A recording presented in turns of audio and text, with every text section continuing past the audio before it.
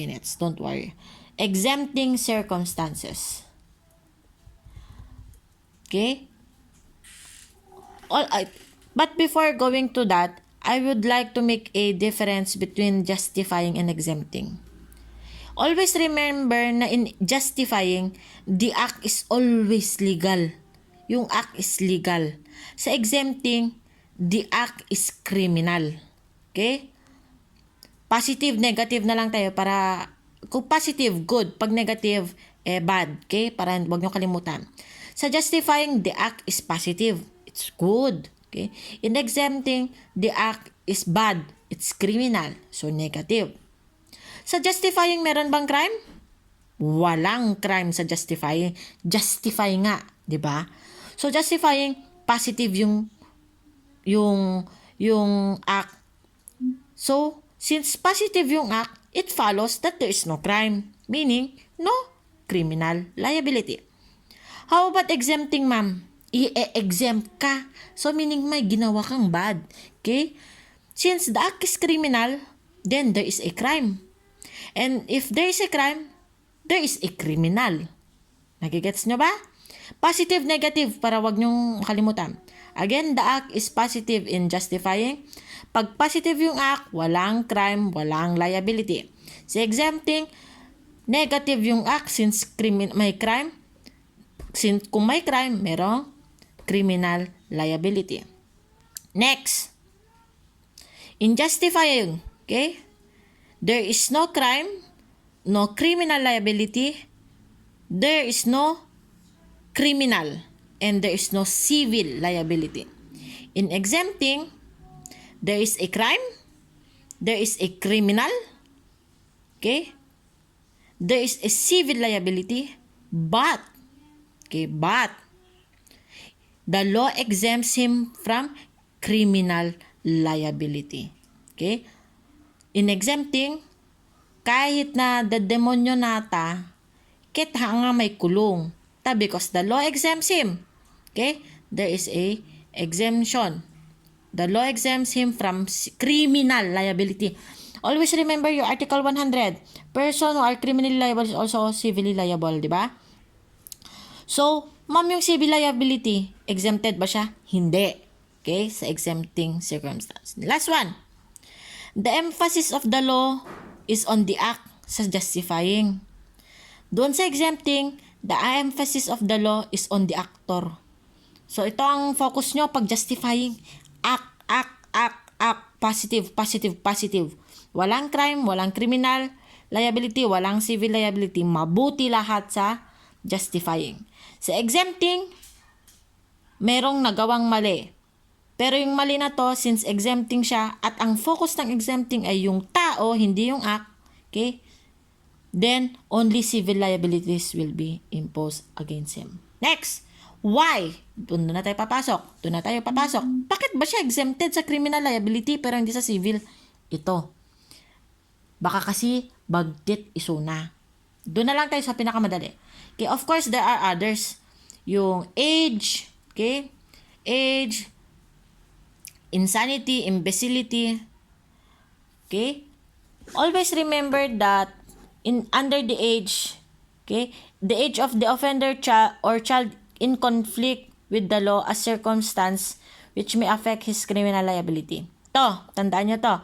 Ipibigay ko naman ito as kopya nyo, pero just I will give you maliit na lang na discussion. Of course, alam nyo na kung sinong insane, di ba?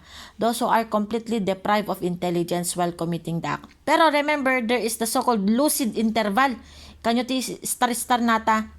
If the crime was committed during lucid interval, okay, there is a crime committed. Okay? There is a crime committed. Kaya nga po siya under exempting circumstance. Okay? In order to lend credence to a defense of insanity, it must be shown that the accused had no full and clear understanding of the nature and consequences of his or her acts. As for age, okay, ito. Yung mga 15 years old or below. So, 15, 14, 16, 14, 15, ano ba yan? 15, 14, 13, 12, 11, 10, 9 hanggang 0. mga infant, okay? Exempting. Siyempre, wala namang crime na magagawa ang infant, diba? Pero just in case. Basta 15 years old or below, under RA 9344, exempting sila. Okay? Paano naman pag 14 years old, okay, but under 18? So, 15 years old to over 15 years old but under 18, okay? Without discernment. Hindi niya alam yung consequences ng act niya, exempting pa rin yan. Paano naman pag 15 years old but under 18 pero may discernment, alam niya ng ginagawa niya. Okay? It's a privilege mitigating. Okay? Also, those under 18 years old for the crimes of prostitution under Article 202 of your revised penal code. Okay? And the mendicancy. Ito yung namamalimos. Okay, mendicant. Okay? Mendicancy. Dagadi agprosti, dagadi agpalpalimos, those who sniff rugby, di Manila dagita. With or without discernment, if they committed the following crimes, okay, and they are under 18 years old, they are exempted also. If it is over 18 years old but under 70 years old, you will have a full responsibility because you are considered to be one who has the ability to discern.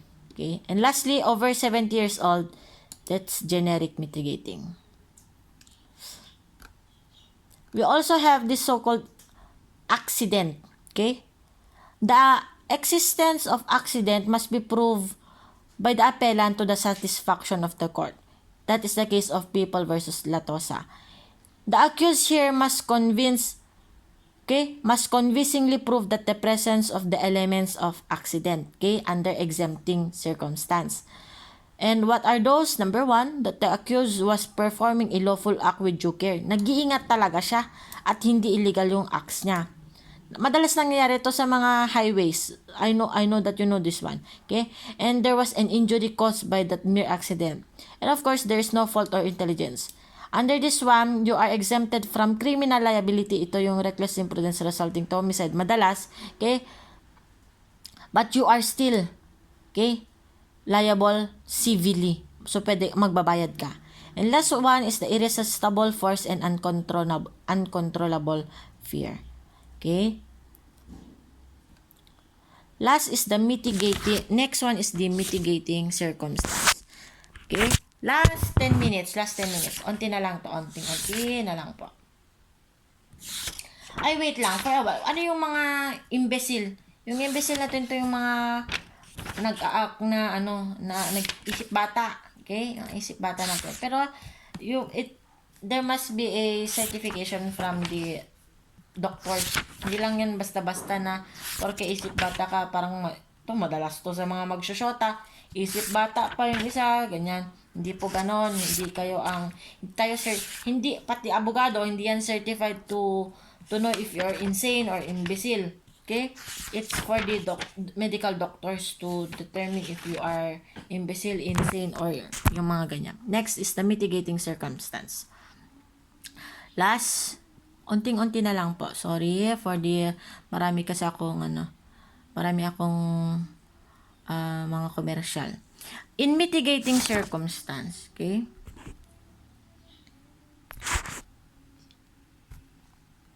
Maraming situations. Number 1, pakilista. Lista nyo to.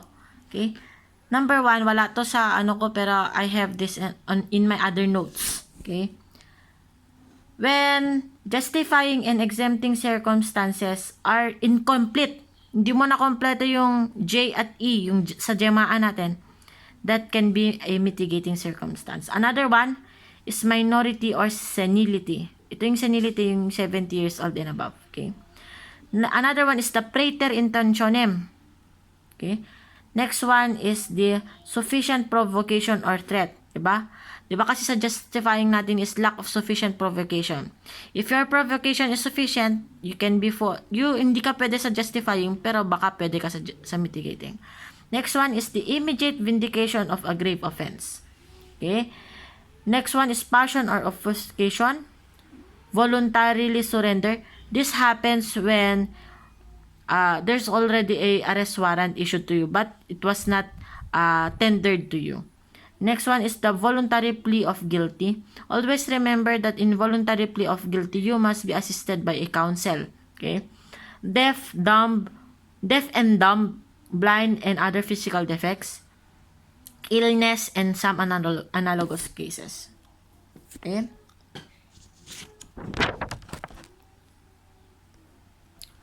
In mitigating circumstances, there must be that no intention to commit so grave a wrong. So, for example, in homicide cases natin, sa mga homicide cases natin, the determination of the real intention of the offender may be based on the weapon used. Okay? Pwedeng mag-base dun sa ginamit na weapon. The part of the body injured, for example, sa kamay mo lang tinamaan, sa balikat, okay? And the life and the limb of the person is not so hindi masyadong delikado, okay? And of course, the injury inflicted. So the intention is not so grave too, okay? Next one,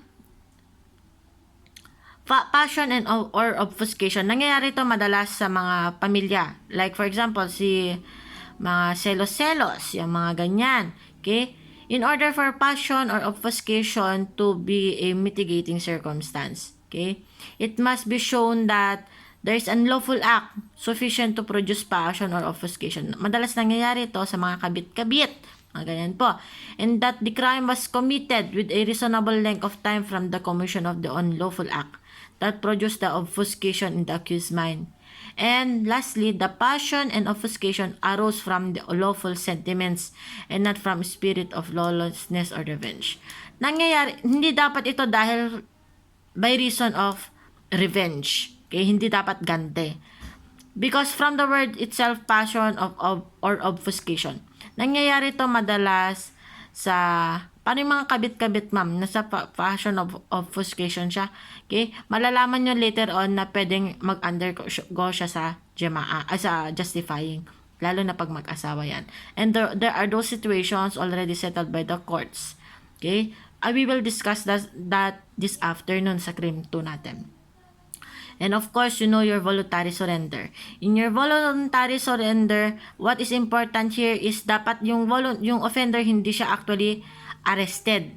Okay? Hindi dapat siya na-aresto pa. And of course, he must be motivated, okay, to ensure his safety. There must be the intention really to voluntarily surrender to ensure his safety. Otherwise, if it's not spontaneous, then hindi siya voluntary surrender. Okay? You know your... And lastly, next one is your aggravating circumstance. Ang dami niyan, di ba? Ang dami-dami niyan. Ang dami-dami niyan. Okay? But usually yung lalabas naman sa exam nyo is your justifying, exempting, and mitigating. Sa aggravating, it's obvious. Those that are usually ito yung mga abuse of public position, disregard of age or sex. If it was committed in your dwelling, nangyari ito doon sa bahay mo mismo. Because under the law, sabi sa People versus De La Torre, the residence or the home is considered to be, okay, is considered to be an integral part of our being. Okay? So, respect must always there, and it is considered to be protected or sanctified in the eyes of the law. And of course, when there is abuse of confidence or committed during nighttime, banned or uninhabited place, walang nakatira. Okay, kung ni-rape ka doon sa bahay na walang nakatira, and walang nakatira doon, kahit yung victim or offender hindi doon nakatira, plus committed during nighttime, another mitigating circumstances yung mga aggravating circumstances yung mga yan. Last is our what is the difference? Ito, maraming nalilito dito. Pagkakaiba ng recidivist, yung recidivism, habituality, quasi-recidivism, at habitual delinquency. Okay? Kumuha kayo ng lapis at papel niyo at ilista niyo yung differences. Paano natin malalaman? The other term for habituality is reiteration. Paulit-ulit. Kaya nga habitual, di ba? Reiteration. Under the 4, yung recidivism, habituality, quasi-recidivism, tsaka habitual delinquency. Here, the accused was previously convicted by final judgment. Yun yung common nila. Okay? The accused is already convicted previously by a final judgment. So, if that's still appeal, hindi po yan recidivism, hindi yan habitual delinquency. It must be final. Meaning, there is no motion for reconsideration, there is no more remedy na available. Next, for recidivism, here, the offense which the accused was previously convicted of and of which he is convicted anew must be embraced under the same title of the revised penal code. Okay? In habituality, the offense which the accused was previously punished for and of which he is convicted anew did not be embraced under the same title of the revised penal code. Ano ba itong sinasabi kong title, ma'am? If you remember, okay? If you remember your revised penal code, meron tayong tinatawag na title 1, title 2, title 3, 4, 5. Ano yun? Example. Okay? Under your title 1, ano ba yung title na sinasabi ni ma'am? You have your crimes against national security. At sa national security, marami yan. Example, anti-hijacking law, anti-piracy. Okay? If, example, na-commit ni Pedro yung the same. Okay? The same siya. Nag-hijack siya noong una as found to be guilty. Ngayon naman, namirata siya. O kaya, committed a robbery in highways. So, anti-highway robbery. PD 532, that is recidivism. Okay? Pero, kung nag-hijack siya at may final judgment na sa hijacking niya before, pero ngayon naman, okay, nag-falsify siya ng document, that is crimes against public interest under Title 4. Okay? That is a different title. Pero same revised penal code. Okay? Okay? In that case, that is habituality. Kung magkaiba ng title, pero same revised penal code, that is habituality. Ma'am, ibig sabihin nito, kailangan namin i-memorize yung mga batas namin. Okay? Ang ibig kong sabihin lang po is dapat you familiarize yourself. Hindi mo kailangan ma-memorize kasi kahit pati abogado, minsan di naman namin memorize yan. Paano naman ang quasi-recidivism, ma'am? Paano naman yan? Nangyayari yan madalas pag, okay, offense which the accused was previously convicted and for which he is serving sentence is punishable by under a revised penal code or special penal law while the offense he commits while serving sentence, therefore must be punished under the revised penal code. Ganito yan. Okay? Yung isang crime niya, okay, is either special penal law or revised penal code. Tapos at the present is he committed under the revised penal code. Diba? Ang hilo-hilo, no? Kaya nga sabi ko sa'yo, kumuha kayo ng papel ninyo para may lista ninyo. Again, sa recidivism, yung una niya is same title, title 1, tapos doon sa the following crime niya, it must be of the same title, revised penal code lang sa recidivism. Sa recidivism, hindi ka pwedeng special penal law. RPC lang. Sa habituality, okay, yung pareho is RPC. So, hindi rin special penal law. Pero magkaiba ng title. Okay, yung isa title 1, yung isa title 2, kaya title 3, bahala kayo kung anong title. Basta hindi pwedeng pareho. Sa quasi-recidivism, okay, yung isa is special penal law. Before. Okay? So, yung nauna niyang crime is special penal law or RPC. Okay? And the second crime committed, okay, is revised penal code. And of course, habitual delinquency, yung mga simple crimes lang like robbery, theft, serious or less serious physical injuries, theft or falsification. Itong mga nasa habitual delinquency natin, enumerated yan ha. Enumerated lang yung mga crimes na nagawa niya. So, kung murder, ganon, hindi yan habitual delinquency, hindi pwede. Okay, hindi pwede. So, pili ka na lang dun sa tatlo. Recidivism ba yan?